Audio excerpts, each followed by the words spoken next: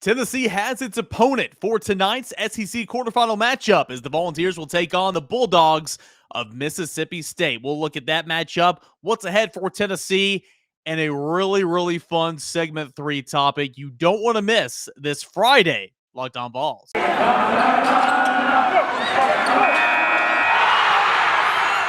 are Locked On Vols, your daily podcast on the Tennessee Volunteers. Part of the Locked On Podcast Network, your team every day. Well, happy Friday, everybody, and welcome into this edition of Locked On Vols. I am your host, Eric Kane. You can find this podcast anywhere you get your podcast, completely free on every single platform, and make that your first listen each every day. Plus on YouTube as well. Continue to subscribe to the YouTube channel. You can find me on Twitter @_Kaner and @Locked On Vols. If you're new to the show, welcome to it. I do radio in Knoxville, Tennessee, the flagship station for the Vols, 99.1 The Sports Animal. I also write for the rival site covering Tennessee, that is Volquest.com.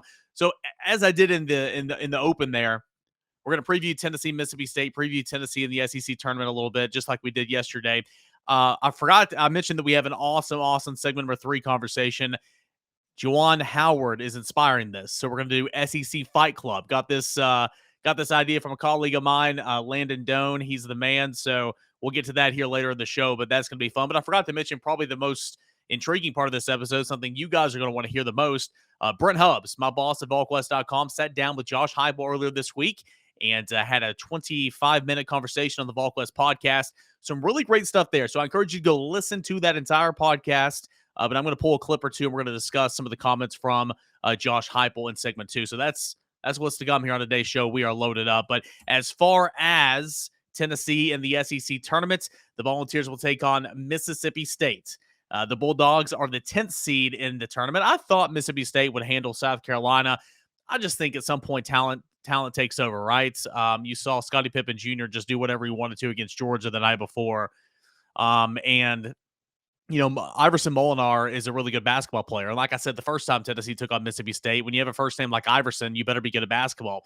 But Molinar is a first-team All-SEC player. He's a really nice piece, and he had 19 points the first time, he had 19 points in Mississippi State's win on Thursday night against, of course, it was South Carolina. So nonetheless, Mississippi State's coming in 18-14 on the season, 8-10 in SEC play. The Volunteers 23-7, the 2 seed, 14-4 in SEC play. All 7 losses for the Volunteers are all quad 1. We know that. In the second round matchup against South Carolina, Mississippi State won by shooting 39% from the field, 27% from 3, made only 3 of 11 shots. So it didn't take an awful lot of 3-pointers, but made only 3 of 11. A nice note from Cole Kubelik on Twitter.com. Check out that website if you want to be entertained. Mississippi State advances and will face Tennessee tomorrow night.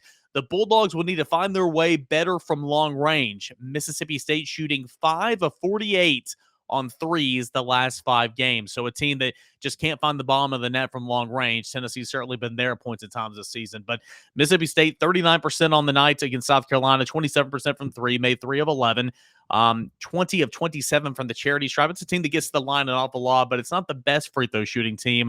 It shot only 74% on Thursday night. Out-rebounded South Carolina 49-39. Had more offensive rebounds, 15-12 than the Gamecocks, had 15 assists, did turn it over 15 times, had a largest lead of 22 at one point in the game. South Carolina shot just a measly 28% from the field, so Mississippi State's perimeter defense was really good, especially on 3. Again, 6 of 23 for the Gamecocks shooting from 3 in that one, 26%, and 11 of 19 from the charity stripe. Not a very good free throw shooting night for the South Carolina Gamecocks, who finished the season off really strong under Frank Martin. It did have a lead at one point this time, one point in this game, led as much as 7, but nonetheless, it was kind of the Iverson Molinar show. 19 points.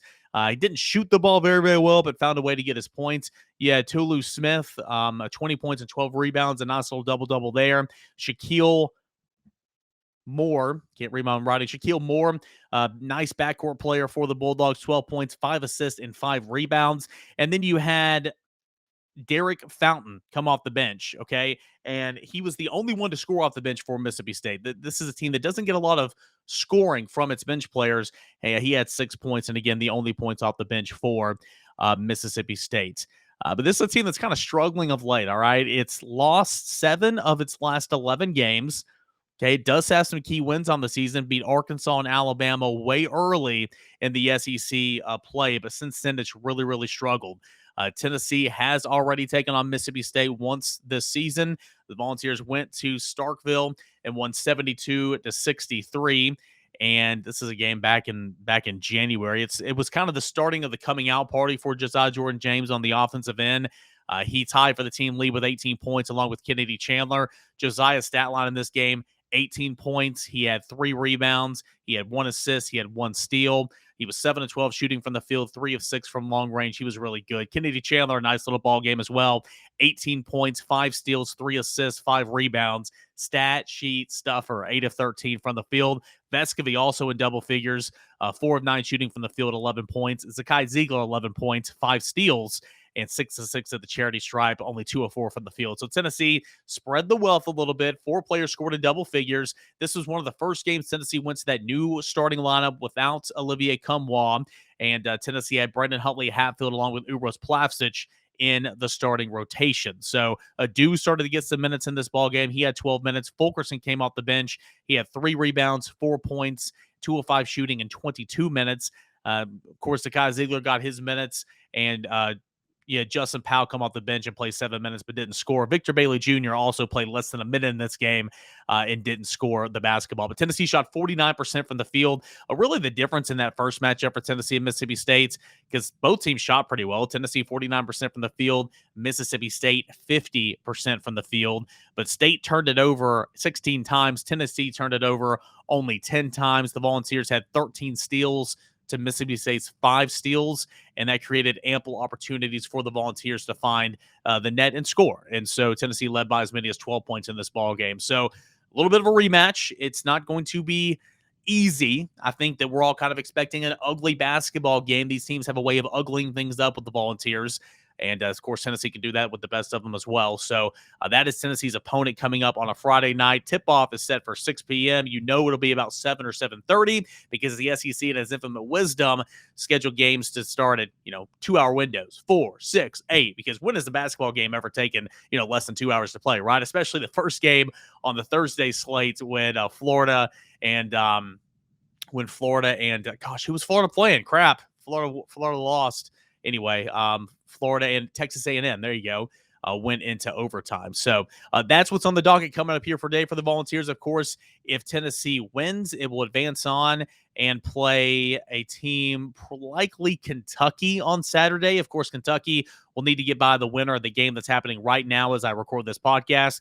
But spoilers, I do believe it will be Alabama that wins this basketball game. At the time of this recording, Alabama is leading Vanderbilt 28-18. With about 5:22 left in the first half. A couple other notes just real quick before we move on to segment 2. Tennessee, if you break down this bracket, the Vols have sweat home-and-home series with the Gamecocks and Mississippi State in Starkville, a combined 3-0 record. Of course, we know now that it'll be Mississippi State, Tennessee plays. Should Tennessee advance to Saturday semifinals, they would face either Kentucky, Alabama, Vanderbilt, or Georgia. Kentucky would likely have to take down Alabama on Friday night to advance on and face Tennessee on Saturday. The Volunteers are 7-2 against teams on this side of the bracket. That's important. 7-2 against teams on this side of the bracket. One of those losses coming to Kentucky, the other coming to Alabama way back when. UT has won 9 of its last 10 ball games, enters the SEC tournament riding a 4-game win streak. All right. A couple other notes here. Tennessee, we talked a little bit about this yesterday, but 70-56 in all-time in SEC tournament games. The Vols own the 3rd best SEC tournament winning percentage among league schools, trailing only Kentucky and Alabama. Kentucky has an 83 or a .832 winning percentage in SEC tournament games. That is incredible. Alabama's at .569. Since the tournament was renewed in 1979, the Vols are 35-41. And Tennessee won that first meeting once it was renewed back in 1979. That's the last time Tennessee has won the tournament. It has won it 4 times, tying Florida for the third most amongst SEC schools. The Vols won the event in 1936, 41, 43, and the aforementioned 1979. It's reached the title games 12 times. That's the third most amongst league school. Most recently in back-to-back in 2018 in St. Louis and 2019 in Nashville. Tennessee's been the number 2 seed 4 times previously, and the last one coming in 2018. This is the second time Tampa's hosted the SEC tournament, as the East is number 1 seed in Tampa in 2009. Tennessee defeated Alabama and Auburn, advanced on to the championship game, and fell to Mississippi State by a score of 64-61. Rick Barnes is 38-32 in conference tournament games as head coach as a head coach altogether. That includes a 7-5 mark with the Tennessee Volunteers. He led Providence to a Big East tournament championship all the way back in '94, and Barnes guided Tennessee to back-to-back tournament championship appearances in 2018 and 2019. So the stage is set. Tennessee, Mississippi State. I'm going to be around my computer tomorrow. If Tennessee wins, I'll throw out a little post-game pod. That's the plan. I'm hoping to be around my computer on Saturday. If Tennessee wins, I'll throw out a little post-game pod. That's the plan right now. Don't hold me to it. Things happen, but that is my plan right now. But that's a little bit of a preview for Tennessee and Mississippi State tomorrow in the SEC tournament. All right, so we're going to get into some Josh Heupel comments on the Volquest podcast. That's what you have to look forward to when Locked On Vols returns. Built Bar. This is the time of the year that you pretty much give it up on all of your New Year's resolutions, right? But not this year, okay? Stick to your New Year's resolution by eating the Built Bar. It's almost like it's not really even a resolution because it tastes so good. Have you tried the new Puffs? If you haven't, you're missing out on one of the best tasting Built Bars out there. Puffs are the first ever protein-infused marshmallow. They're fluffy, marshmallowy. They're just flat out a great protein bar. They're a treat. It's covered in 100% chocolate as well. It's a fan favorite. Those are the Puffs. Yummy, cinnamony, churro, coconut marshmallowy, banana cream pie. So good. And they're going to become your brand new favorite Built Bar. All Built Bars, not just the Puffs, but all of them, covered in 100% real chocolate. Only 130 calories. Only 4 grams of net sugar. Only 4 grams of net carbs, 17 grams of protein. Where can you find this one and so many more different flavors is allbuilt.com. Use promo code LOCK15 and you're going to get 15% off your order. Promo code LOCK15 for 15% off. That is at built.com. Thank you so much for making Locked On Vols your first listen each and every day and your first view on YouTube each and every day. Subscribe to the show, please. Make sure to check out the Locked On Bracket Breakdown March 14th once the SEC tournament has come and gone. It's going to be right here on the Locked On Vols podcast feed and the YouTube channel for you to check out. College basketball experts Chris Gordy, Andy Patton, betting expert Lee Sterling. They're going to give you all the in-depth breakdowns on every single matchup. That is Locked On Bracket Breakdown coming up on Monday. That is March the 14th. All right, back into Locked On Vols. I'm Eric Kane, guys. We're having a little fun here on a Friday. Josh Heupel comments with Brent Hubbs, Volquest.com, Volquest Podcast. A lot of you guys that listen to this podcast, you hit me up on the general quarters. You follow our work over at Volquest.com. You likely have already heard this. If you haven't, encourage you to go check it out. Just search Volquest Podcast wherever you get your podcast as well. Actually, it's in Apple, it's in SoundCloud, and it's on YouTube as well. Get the full conversation with Brent Hubbs as he sat down with Tennessee head football coach Josh Heupel. I'm going to play a couple of clips here because I think they're really good.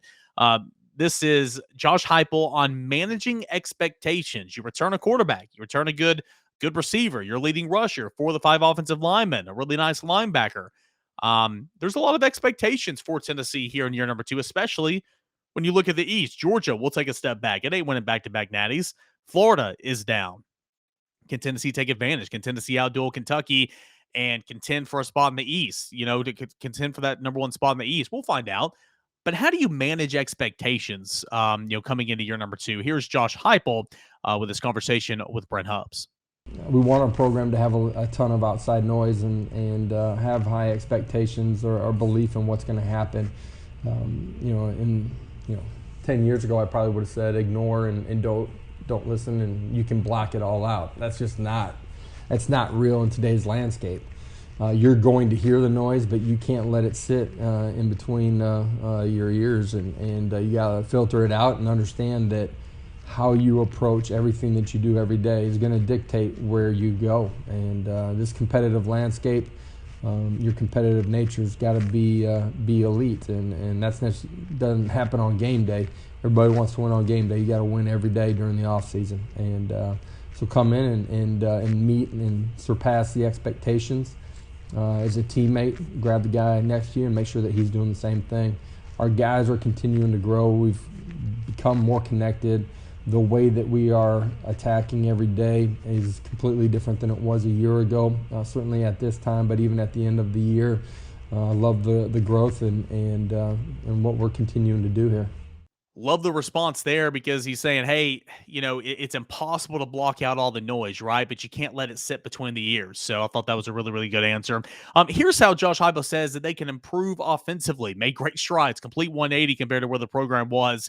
But what can you do, and where are some areas that you've got to improve and got to find replacements for here in year number 2 offensively, because offense is the name of the game of the Josh Heupel regime. We can be better with our ball mechanics. We can be more efficient in the way we function and operate and get lined up, and how quickly we're able to snap the ball. Again, for us, it's we don't have a set time on the clock that we're trying to snap it. We want to play as efficiently as we can when we are playing with that tempo. A year ago, that was obviously a good chunk of the ball game. We just got to continue to grow, and at the same time, we lost 2 receivers, lost a right tackle. Probably played just over half of the season. Some guys had to step in and play for him at times too, but it's a reset button every January. I said it earlier, your wins don't count, your losses don't count. There's no play that you made last year that's just automatically going to happen this year. You got to reset and go to work and grow as a competitor, and our guys are doing that. Excited to watch them compete for spring ball. So when you think everything's looking good, obviously it's never, ever, ever, ever perfect, especially for a head football coach. Kelsey Pope hired as Tennessee's new wide receivers coach. Why? Why is Kelsey Pope? Why was he the automatic?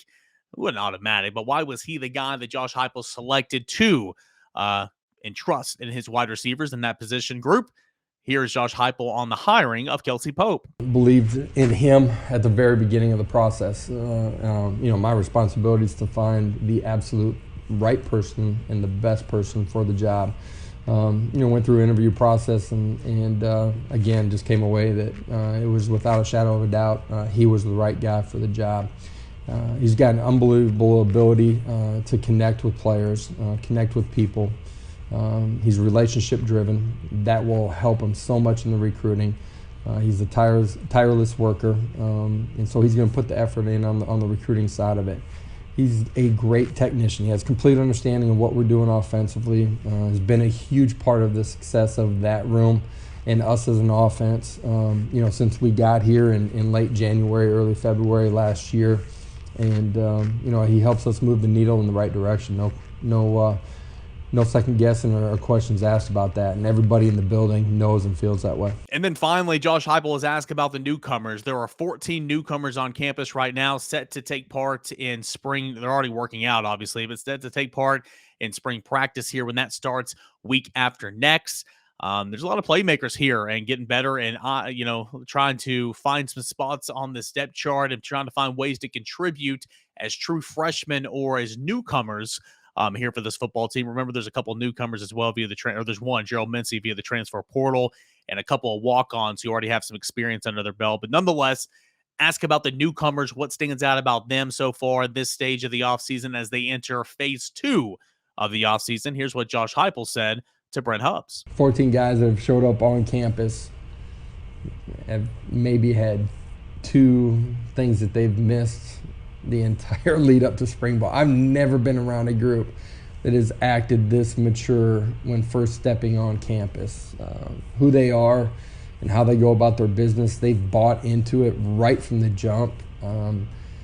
They have developed and they're a real piece of this football team already. Like, they're so interwoven into to our locker room at this point. I think that's really unique, and guys that will be really strong leaders for us, guys that have gotten up and spoken in team meetings already. That's the rarest of rare, and done it in a way where veterans accept it and love it, and our old guys have done a great job of spending extra time with them. I mean, we're in the mornings now. They go to class from 12 to, let's say, 4:30, 5 o'clock, and in the building, at 6:30 at night, you'll see the entire D-line group working with each other and doing extra. Wide receivers the same way. It's the way it's supposed to be. We're starting to build that culture of doing extra and doing it together. But this young group has done a great job off of the field and who they are. And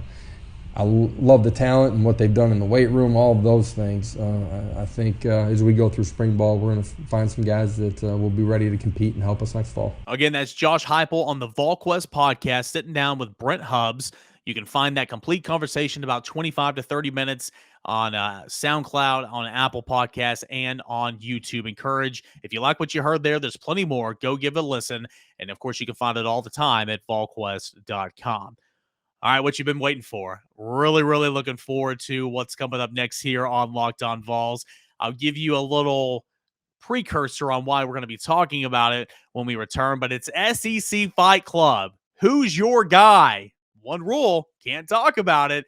That's to come here when Locked On Vols comes back here in just a second. But it's that time of the year, okay? It's college basketball. We're in tournament action right now. It's finally here. From all the latest odds, contests, and player props, BetOnline.net is the number one source for all your sports betting needs and info. All right, BetOnline remains the best spot of all your sports scores, podcasts, and news this season. It's not just basketball. It's not just football. That's what drives the ship. That's what moves the needle, of course. But you can get wagering information on all your needs and live bettings on your favorite Las Vegas casino games, hockey, UFC, all that and more at BetOnline.net. Head on over to the website today or your mobile device. Find the latest trends and all the latest actions. BetOnline. It is where the game starts. The moment you've all been waiting for. SEC Fight Club. Shh. Awesome price. You can't talk about it, but that's exactly what we're going to do here in the final segment of a Friday show. I'm your host, Eric K. Welcome back into it. All right. For those that aren't watching or just listening right now, I did the whole, the emoji with the you guys know what I'm talking about. Anyway, all right. So what is SEC Fight Club? So Juwan Howard came back. He served a 2-week suspension because he took a swipe at an Indiana assistant coach or Wisconsin assistant coach a couple of Sundays ago, right? Set out, took that suspension, wasn't fired, but was allowed to come back and coach the team in the postseason. Well, Michigan obviously went one and done here today. Indiana's the team that beat them yesterday. And so now they're going to have to be sitting back, hoping and praying they get an at-large bid into the dance. Of course, Michigan, I think Juwan Howard's a good coach, obviously a member of the Fab Five, NBA, guy that stayed in there for 10 plus years. Back when the Heat had Braun and they were going to the NBA Finals and all that, Juwan Howard was actually a bench player and a big leader on that team. So that's a memory I have of Juwan Howard. But nonetheless, that was towards the end of his career in the NBA. He had that incident where he took the swipe at the Wisconsin assistant coach, and obviously that's wrong and everything. But since he came back, he issued an apology. It seems sincere, and I buy it, right? I mean, he's just trying to get the focus off his, off him and on the game, right? You don't want to make this a situation now with this tournament basketball. Whether that was weighing on his players or not during that loss on Thursday, I don't know. But nonetheless, came out, issued an apology.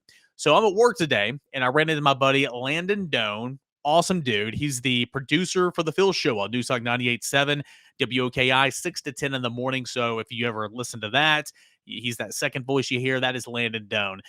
He is very versed in a number of different areas: entertainment, video games, news and politics, sports. He can do a little bit of everything. All right. He's the host of. He has a big time obsession and knows a whole lot of awesome stuff about Star Wars and Disney and all that. Actually hosts a podcast. It's at Dawes Does Disney. So give that a listen. Awesome dude. Very great entertainer and a really cool colleague of mine. So I ran into him in the newsroom this morning when I was getting my coffee and water and all that. Hydrating up, of course, because you work 9 hours of radio straight. It's a little tough. He said, "Hey man, who would win?" Who would win if you did SEC Fight Club? And I'm like, oh gosh, this is really interesting. So I started naming off lists, name here, name there, go down top 4 pretty easy. And I'm like, after that, I don't know. And so we had about a 10-minute conversation talking about, how would you rank the coaches if you had SEC Fight Club with the SEC men's basketball coaches? And so this segment topic goes out to Landon Doan. Shout out Landon. Really, really good conversation. So again, Juwan Howard suspended 2 games for taking a swipe at an assistant coach. Haven't seen anything like that in the SEC this year. It's happened before.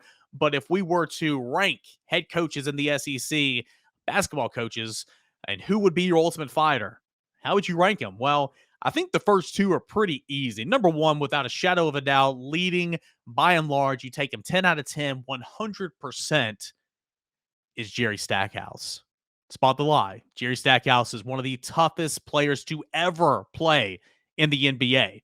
One of the toughest human beings alive. That's Jerry Stackhouse. Not to mention he's fit. He has long arms. He's been in many, many fights. Jerry Stackhouse, head coach at Vanderbilt, 100% is the number 1 overall pick. He is off the board. Number 2 would probably be Konzo Martin, right? You talk about a guy that's former Tennessee coach, of course. I know a lot of you guys don't like him, but he still stays fit. He's not fat. But he's not small. He's kind of a bigger bone guy, right? I would say Konzo Martin would probably be number 2. And keep in mind, these are not all athletes in prime condition here. We got some old men, and we got some middle-aged men, and some guys with gray hairs here. But number 1 and number 2 easily. Jerry Stackhouse number 1. I'm gonna take Jerry Stackhouse. I'd probably take Jerry Stackhouse in the entire country if I could pick any coach, right? Jerry Stackhouse 1, Konzo Martin 2. Frank Martin would be 3 for me. Frank Martin is a little bit crazy. He's been through a lot. Been through a battle-tested veteran, battle-tested, experienced. Frank Martin would be number 3 for me. And I think those 3, and it's not even close. Then there's a big divide there. And then I would probably go in this next tier. I'm going to call it tier 2. And I think you could have these guys at any different, the next 3 or 4 in any different combination, right? I'll go Bruce Pearl number 4. Another guy that's not small, not big, but a guy that, stays in shape for the most part. I'll say Bruce Pearl number 4. Number 5, I'll say Nate Oates. I don't know why, but I think Nate Oates, he was on the SEC Network broadcast the other night on the Wednesday night games when the tournament was getting kicked off. And, man, he looked really, really, really fit. He's a little older now. He's got some gray hairs up there. He looked really, really fit. Like, that dude goes and runs a couple miles every single morning. I'll say Nate Oates there at number 5. Number 6, I'll go Mike White, simply because, we're about to get into some, scraping the bottom of the barrel type situations. I'm going to go Mike White at number 6. I will go Eric Musselman at 7, though he's hurt right now. If he was 100% off the IR, the old school DL. By the way, baseball is back. Hell yeah. I wish one of the things that they made sure with this new CBA was we don't call it the IR. We call it the DL again, but nonetheless. Eric Musselman, if he was 100% healthy, maybe he would flip-flop with Matt White. Maybe he would even challenge Bruce Pearl up there. But right now, in a sling, I'll take Eric Musselman at number 7. Number 8, I guess, would be Will Wade. He doesn't scare me at all. It's hilarious that he's got a notice of allegations. Trevor reached out to me. I saw you, man. It's hilarious. I hope his ass gets fired. Strong ass offer, right? I forgot the F word before that, but how in the world, when you're caught on a wiretap from the FBI and you're still allowed to coach basketball 3 years later? Hilarious. But anyway, nothing about Will Wade scares me. In fact, I think he is just like the biggest baby in the world. But he would come in at number 8 probably, okay? Because now we're getting into some real slim pickings. Number 9, I'll go Buzz Williams. I don't even have much commentary about these down here. Number 9, I'll go Buzz Williams. Number 10, I'll go Tom Crean, even though he's just canned by Georgia. Number 11, I'll go Kermit Davis. Number 12, John Calipari. He's a bigger guy, but he's an old guy. Number 11 or number 13 is when our guy Rick will come in there, Rick Barnes. He's an old guy now, okay? He's an old guy, but hey, go back 20, 25 years ago, boy, I might put Rick Barnes at the top. That son gun was a fighter. You guys have seen that YouTube. Go if you haven't, go to YouTube right now. Type in Rick Barnes charges Dean Smith. This is like back in, I don't know, 80s. I mean, he's trying to take swipes at Dean Smith, man, when he was at Clemson. Rick Barnes is a fighter, right? And you can still see he's fiery on the sideline. Don't get me wrong, he would never hit anybody now, but boy, oh boy, about 20 years ago, I might take Rick Barnes up there with Jerry Stackhouse. Still would take Jerry first, but but because of his, he's seen, he's had his fighting days. They're done. We'll just call it that. And then number 14, Ben Howland. Yeah, he's easily the weakest one in the conference. So it's a fun conversation to have. But after the first three, I mean, it's really just kind of like, okay, who's on the board? Let's take him. Jerry Stackhouse, by and large, Gonzo Martin, number 2, and then Frank Martin, number 3, because I think Frank Martin's a little crazy. All right, I think Frank Martin's a little crazy. Who was your guy? Ultimate Fighter, Fight Club, SEC, Coach's Edition, inspired by Juwan Howard, who took the swipe at the Wisconsin assistant coach. Hope you guys had fun. This was a fun conversation to have. And again, shout out to Landon Doan, who wasted 10 minutes of my time today during one of my break times to have this conversation. But hey, I love free content. That was free content. Guys, hope you guys have a fantastic weekend. Again, be on the lookout for some post-game pods. Hopefully Friday and Saturday night. We'll see about Sunday. Hopefully. Don't hold me to it, but that's the plan. And we'll see how Tennessee does in this sucker. Can Tennessee win its first SEC tournament championship for the first time since 1979? We will find out. 3 games to tell the tale. If Tennessee can extend it and get to Sunday, we will find out. Thanks so much for making Locked On Vols your first listen. Check out Locked On NFL Draft. Ryan Tracy, former NFL quarterback Eric Crocker, bringing the NFL Draft to life every single day with insight and analysis on college football prospects and NFL front offices. It's free and available wherever you get your podcast. Make that your second listen behind Locked On Vols, your first listen each and every day. Continue to subscribe to the show on YouTube. Guys, we are so close. We are less than 400 away until we reach our goal. Please subscribe on YouTube if you haven't already. But most of all, thank you as always. Hope you had fun here on this show. And we'll probably talk to you again later tonight for a little post-game pod. Until then, enjoy your weekend, everybody.